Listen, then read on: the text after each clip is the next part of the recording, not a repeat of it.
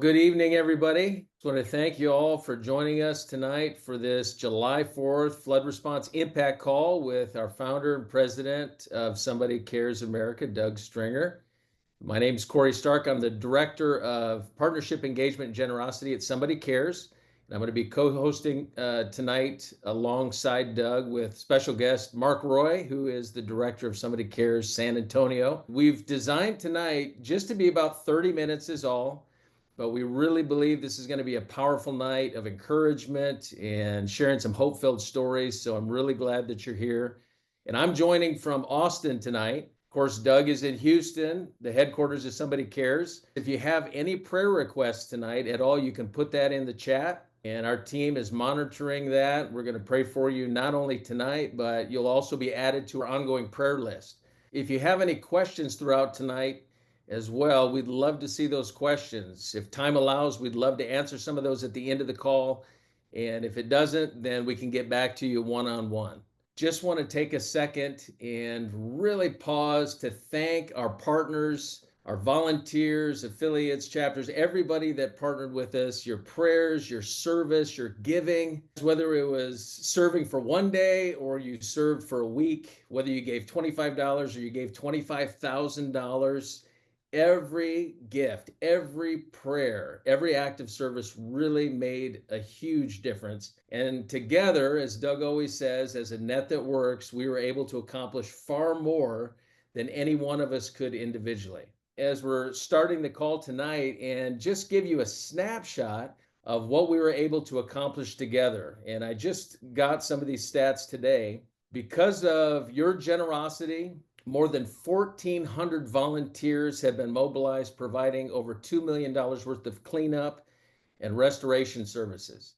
So to date, we've had 26 homes have been cleaned and remediated for mold. 6 homes already have drywall completed with 11 more underway. Our network has sent 9 truckloads of building materials and relief supplies to help with recovery efforts, estimated at over $1.25 million. Beyond rebuilding homes, we've seen hearts and lives restored as well. First responders, pastors, and families have received prayer, encouragement, and trauma care and training. Over 986 devotionals written by and for our first responders have been distributed. Pastors have received disaster preparedness manuals and other resources. 224 leadership books have been sown into the communities. And over 320 Somebody Cares comfort bears have been shared with children and I'll say adults that have undergone trauma and walking through trauma as well. And all of this is only possible because of the faithful prayers and support of friends like you. So thank you, thank you, thank you. Let's welcome now our founder and our president, Doug Stringer, just to share more of the hope-filled stories of impact from this flood response. Doug? Thank you, Corey. And actually, I'd like if Mark, if you're not driving, if you get back to where we are, even in Bumblebee Hills, because you've been there since that first weekend, coordinating all of our teams. And if you can kind of give us an update on where we are, we've actually been working on over 26 homes. That's just in that one area, not even counting other areas that we're helping. And the 6 homes as of now have drywall completed, 11 more under active restoration. Some are already paint, flooring, cabinetry, appliances. And we're in a process at different levels in so many of these different locations. It's been amazing to see the leveraging of resources. You'd also mentioned about all the donors. And when you think about it, if we'll just do what God called us to do to help people to meet the needs, we don't have to chase the money, don't have to chase the resources, just help people. And God has a way of getting those resources to chase us. That really has been true. It's like the fishes and the loaves that are being multiplied. Take what you have, offer it Thanksgiving, and just get out there to help people. And especially when you have a crisis of that dynamic, it's a phenomenon in many ways with the inland tsunami and so many tragedies on many levels, heartbreaking many levels.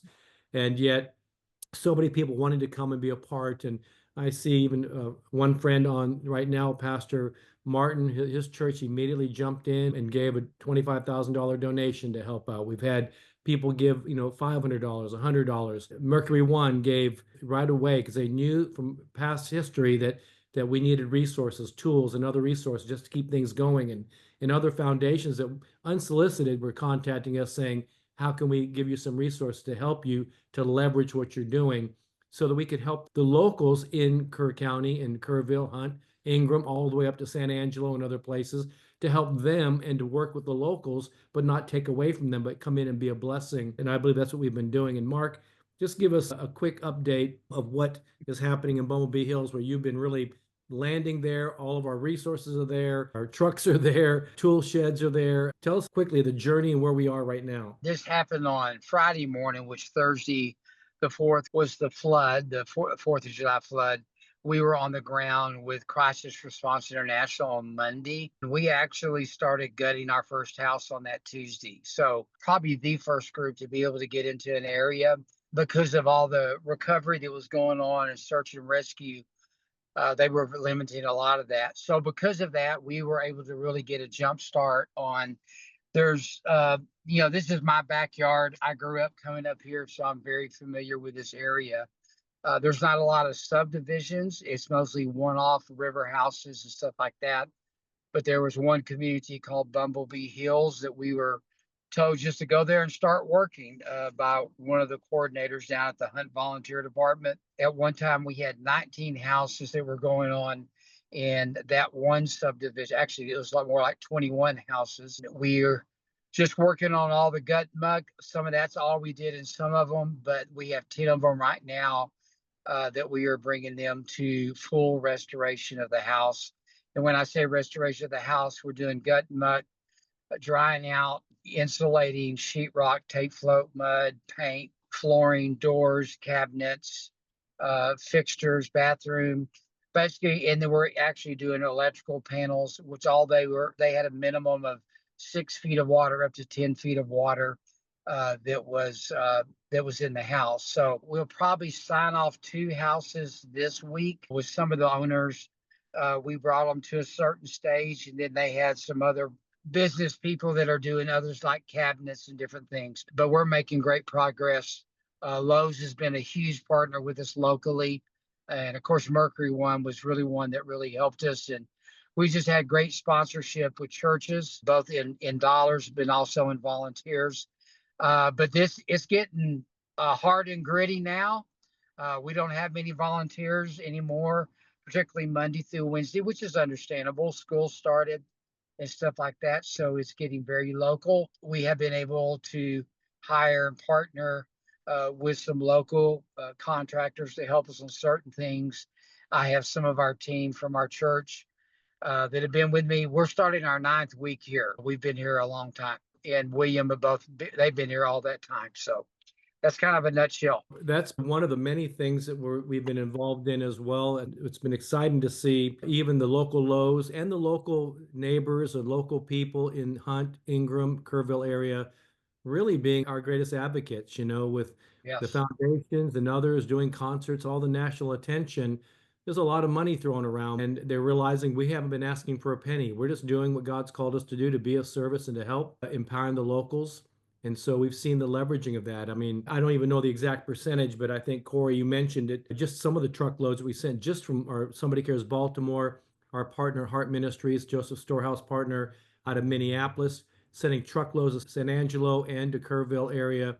That in itself is estimated well over $1.25 million worth of resources. That's not counting all the others that have been sending stuff and volunteers and working with us as well. So that's pretty amazing for just a small organization as far as just big hearts and just coming in to serve and have a history of serving. And so even the local businesses and local entities in that region have been advocating for us. Just a side note, one day as I was there in Kerrville, I get a message that I need to get over to Bumblebee Hills to meet with Mark. I couldn't make it in time because I was in another meeting because national and regional and local Lowe's representatives were there, and they had been watching.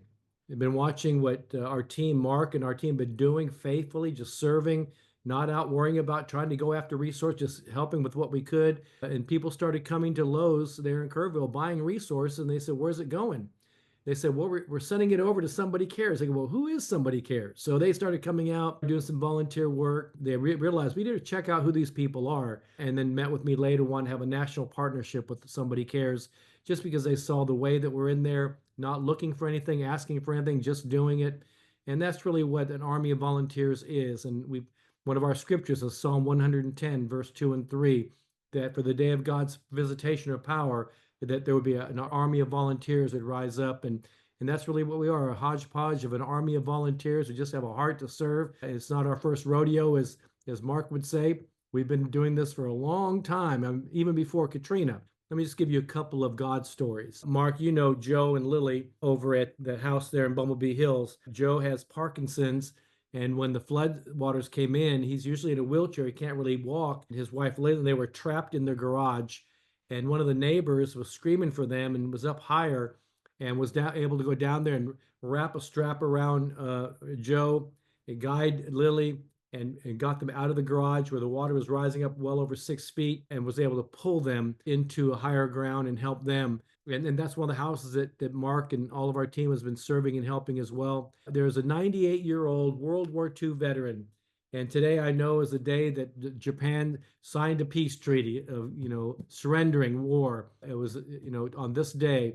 And I remember my dad and this 98-year-old World War II veteran that was rescued there in that community both lied about their age as teenagers to get into World War II. When he was rescued out of their home, 98 years old, and his wife is 80 something, and they're one of the homes that we've been able to come alongside and to see how we can help serve them. One of those other God stories is as Mark and I and others have been visiting at Camp Mystic and just walking through some things there with people there that have got a lot of survivor's guilt, a lot of pain to see what happened to all these kids and that have perished, and just a lot of heartache going on. And so we've been there ministering to people, looking at some homes as well in that area. One of the people that is a civil engineer was meeting with us, looking at one of the homes where a man had lived for 45 years. It was on the news. He had to punch a hole into the attic and then punch a hole in the ceiling to get his family out. And he had been there serving 45 years. We've created a friendship. So they were saying, football season starts, and this is now last week. Every week on Thursday nights, they have a team dinner for the football team from the high school, Tivy High School in Kerrville, and also Ingram High School. I was wondering if we could help them get some motivational speakers on those Thursday nights and maybe on some pep rallies. So I've been able to get some athletes and chaplains and professional athletes and chaplains to volunteer. So last week we had Mike Rosas, who's a part of our ministry, is a chaplain for the Houston Rockets. He went down there and gave of his time, and they loved it. They sent me messages how they loved it. This coming Thursday night, I'll be their speaker. And then I've got former Seattle Seahawk Super Bowl champion is going to be down there to help. We've got the strength and conditioning coach or director for the Houston Rockets is volunteering down there. We've got others that are volunteering time. So that's another aspect of bringing some healing in the midst of such trauma, even through the schools. Corey mentioned we have a lot of first responders. That very first weekend, July 4th weekend, immediately getting on phone calls with first responders and saying, Doug, what we're seeing here, many people are not going to recover from this because what we're having to do, the divers, the search and rescue, the things that they're seeing, the debris, the tragedies, it's going to cause a lot of post-traumatic stress injuries to even the first responders. And sure enough, when Mike Lynch from our Somebody Cares affiliate, Ally Force Ministries out of Minneapolis, was with us, he and I were able to minister to many, many, many first responders, law enforcement, search and rescue folks, giving them some of the devotionals, dropping them off at different locations. I met with a battalion chief and also with the Harris County Fire Marshal chief that was there. And they were very candid and honest about just the amount of stress, because on the outside, first responders, law enforcement have to be tough and strong for everybody else. But on the inside, they were crumbling, they were hurting. So the resources being able to bring have been a huge help for them, and as well as us helping these schools to come in and do some element of encouragement and challenge each week has been a help. And then the local businesses that are suffering, especially in Kerrville, Hunt, and Ingram, it's a tourism region, so a lot of their income comes from the summers through camp season. And so that's all stopped. And so Mark and I and so many others have been ministering to local businesses, local churches, pastors, business leaders who also suffer, but trying to give back to their community. Another final story. I remember every night early on, Mark and the team, and even Corey, had to drive back and forth from Austin and from San Antonio late at night, early in the morning, going back. And there was no hotels, no inn anywhere for anybody. I called the Hampton Inn, and I said, look, I'm not trying to curry favor, but I'm a Diamond member. I travel a lot with Hilton's, and if you have any rooms open up, I know you're booked, but please would you consider letting me know if anything, any cancellations come. And I gave them my Diamond number, and Bonnie says, "Are you the Doug Stringer from Houston?"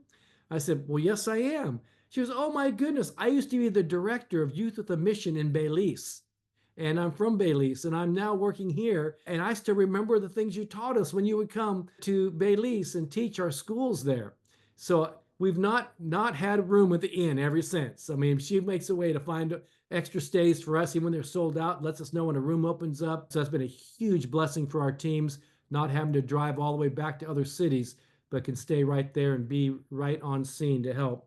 So, Mark, you probably have another great story. I can't. There's so many good God stories in the midst of the pain and the difficulties, but it's going to be a long-term process. It's a crisis. It's a corporate trauma, a lot of corporate grief, and so we're going to see and plan long-term. Somebody still cares. A lot of times when the media leaves, the information leaves, the attention leaves, organizations leave, but the people that are there still have to live through a long-term process of healing. And that's what we want to make sure we're committed for the long haul and to let them know that somebody still cares even when other people are leaving. There's been a lot of great organizations working together. We've been honored to partner with so many great organizations who've also come alongside to serve with us, and some of the local pastors who have been really advocating for us as well and helping us. And I'm putting Mark on the spot here, but I know our team is tired. Like you said, they've gone to the ninth week. They're tired, but they're driven with passion for why they do what they do to help people. But be praying for all of our team. Pray for all those that have been there from the beginning. Pray for our partners in San Angelo at Life Church there that are serving. There's 6,000 homes that got flooded up in San Angelo. They didn't get the attention, but this one church is one of our partners. We sowed money into them, truckloads of resources, and helping them the best we can. Jody's been there. I've been there. Then we're looking at the major attention is because of the loss of life in Kerr County there, Kerrville, Hunt, and Ingram. And there's so many great people, and we want to come alongside local businesses and local people to help them in the long haul. We made some great new friends, had some old friends that we reconnected to down there, but it's going to be a long-term process. Partners in San Angelo Life Church, they have been working on 40 homes of those 6,000 and have been gutting and helping to do drywall, similar to what we're doing. And also helping a lot of people there are not able, because of the floodplain is changing, they are not able to rebuild. So they're helping advocate with the city for those people so that they will get a just and fair settlement for their homes because they have to move. So, there's the complexity of disaster response is deep. And, it really requires prayer and wisdom from the Lord for every single person, every single situation. It's not cookie cutter. So we greatly appreciate your prayers because, we're on the front lines dealing with people wanting to be the tangible expression of God's love. And we need his wisdom to know just how, because we can't always do what they want. It's not always possible. But so we rely on the wisdom of the Lord at just how to guide them forward. And I appreciate too what you wrote down, Jody or Corey. As somebody cares, we believe in walking with communities long after the headlines fade. Recovery doesn't stop with cleanup. It's about long-term rebuilding, restoring lives, and strengthening the local church. That's what we've committed to in Hill Country and beyond. And again, our major donors have been Mercury One, Lowe's, Light of the World Church here in Humble, Texas, Grace International, Grace Church, Woodlands, Fellowship of the Woodlands sent us some great volunteers. Dominion Church down in League City sent us some great volunteers. We've had so many join in and help us. Insperity right here in Kingwood has been a partner with us, the McClellan Foundation, and so many others. And of course, our local relief partners, Somebody Cares San Antonio, Somebody Cares Baltimore, Heart Ministries, Minneapolis. Hill Country Daily Bread has been a long-term partner right there in Bernie and working in that whole region. Daily Bread San Antonio, Crisis Response International, so many others. The list goes on and on. It really is a net that works. It's not about a fishing pole. It really is a net working together, and so many incredible churches and individuals and people that Don't care who get the accolades, who doesn't get the pat on the back. It doesn't matter. At the end of the day, we're still there. We might be an unseen thread, but we're still there. We're still going to serve, and we're still going to help empower, encourage, and equip people in the process. Yeah, that's really good. As we kind of close up, I really just want to reaffirm again to everybody that without your prayers, without your giving, without your encouragement, without your serving, none of this would be possible. So we really, really, really, from the bottom of our hearts, want to thank every single one of you. We are rebuilding homes, but more than that, I love about what you were sharing, Doug, is that we're actually helping, we're partnering with the Lord, being his hands and feet together to rebuild lives, to restore hope. And we've been able to see that firsthand in Kerrville and all throughout the Hill Country and beyond, San Angelo and beyond. So thank you again. And as we close tonight, guys, I want to just ask you, would you continue to partner with us so that we can finish strong? Because as Doug just shared, we did do some immediate relief, and that's really good. You have to do that. But there's a lot more work to be done, and we want to stick it out to the end. We want to finish the job. We want to take everything to the finish line. So continue to pray for us and with us. Those of you that can serve, as Mark Roye shared, we still need those who can serve. So if you can do that, that would be great. Share the story. Partner with us financially, and together as a net that works, as Doug always says, I love that. We can do far more together than any one of us could individually. So thank you for joining us tonight.